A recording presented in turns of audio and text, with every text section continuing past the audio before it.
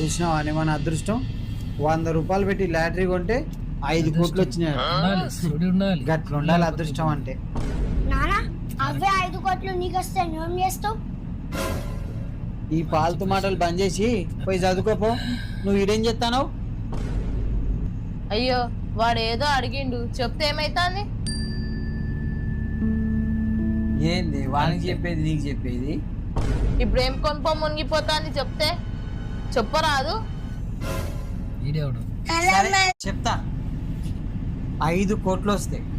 3 కోట్లు పెట్టి ఫస్ట్ మీ అమ్మకు పెద్ద ఇల్లు కడతా. 1 కోటి రూపాయల కారు ఇప్పిస్తా నీకు. 50 లక్షలు పెట్టి నగలు కూడా ఇప్పిస్తా. మిగిలిన 50 లక్షలల్లా 45 లక్షలు నీ పేరు మీద ఫిక్స్డ్ డిపాజిట్ చేపిస్తా. సూపర్ నానా,